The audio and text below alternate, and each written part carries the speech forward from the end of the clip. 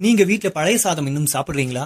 நம்ம தாத்தா பாட்டி காலத்துல தினமும் சாப்பிட்ட அந்த உணவை இப்போ பல பேர் ஆல்மோஸ்ட் அவாய்ட் பண்ணிட்டாங்கன்னே சொல்லலாம். ஆனா அந்த பழைய சோறு சாதாரண உணவு இல்ல.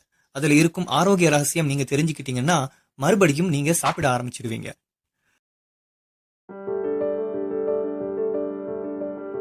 நம்ம முன்னோர்கள் ஃப்ரிட்ஜ் இல்லாத காலத்துல மிஞ்சிய சாதத்தை இரவு தண்ணீர்ல ஊற வைத்து காலை நீர் மோருடன் சேர்த்து சாப்பிடுவாங்க.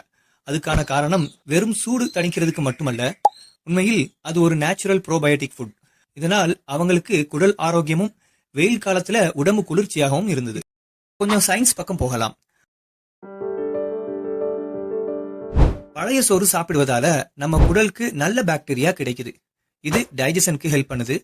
அடுத்ததா இந்த சாதம் இயற்கையாகவே vitamin B12, B complex, iron மாதிரி நியூட்ரியன்ஸை உருவாக்குது.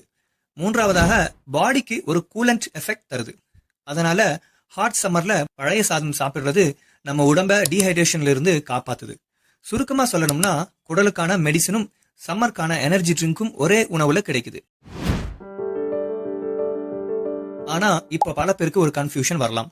பழைய சாதம் சாப்பிட்டா கிருமி தொற்று ஏற்பட்டு வயிற்று வலிக்கு அது வழிவகுக்கும்னு பயப்படுறீங்களா? இது பாதி உண்மை தாங்க. சுத்தம் இல்லாத பாத்திரத்துல ஊற வச்சா பிரச்சனை வரும். ஆனா சுத்தமான பாத்திரத்துல வச்சா எந்த ஹெல்த் இஷ்யூவும் வராது.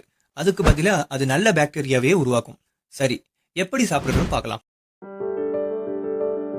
இரவு மிஞ்சிய சாதத்தை ஒரு சுத்தமான பாத்திரத்துல எடுத்து வச்சுக்கோங்க. அதுல அந்த சாதம் முங்குற அளவுக்கு தண்ணீர் ஊற்றி மூடிக்கொள்ளுங்க. காலையில அந்த தண்ணியை ஃபில்டர் பண்ணி தயிர் அல்லது நீர்மோருடன் சேர்த்து சாப்பிடலாம். சைட் டிஷ்ஷா சின்ன வெங்காயம், பச்சை மிளகாய், உப்பு சேர்த்து சாப்பிடலாம். சூப்பர் காம்பினேஷனா இருக்கும். கூடவே கருவேப்பிலை, இஞ்சி, கொத்தமல்லி இதெல்லாம் சேர்த்துக்கிட்டீங்கன்னா இன்னும் உடலுக்கு நல்லது. இப்படி சாப்பிடும் பொழுது பாடி கூலிங் ஆகுது, டைஜஷனும் ஈஸி ஆகுது, இம்யூனிட்டியும் உங்களுக்கு ஸ்ட்ராங்கா ஆகுது. ஓகே நண்பர்களே, நம்ம இதுவரைக்கும் பார்த்த விஷயங்களை ஒரு குயிக் ரீகேப்பா பார்த்துடலாமா?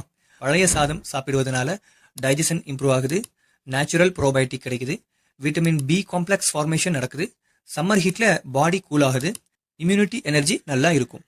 அப்படின்னா நண்பர்களே, ஃப்ரிட்ஜில் கூல்ட்ரிங்க்ஸ் வாங்கி வச்சு குடிக்கிறதுக்கு பதிலாக வீட்டில் இருக்கிற சாதத்தை பழைய சாதமா மாற்றுங்க.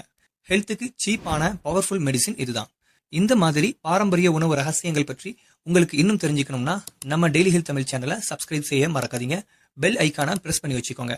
அப்போதான் நான் போடுற வீடியோ உங்களுக்கு நோட்டிஃபிகேஷன்ல வரும். இப்போ உங்களுக்கான ஒரு கேள்வி. நீங்க கடைசியா எப்போ பழைய சாதம் சாப்பிட்டீங்க? கீழே கமெண்ட்ல சொல்லுங்க. நன்றி மக்களே.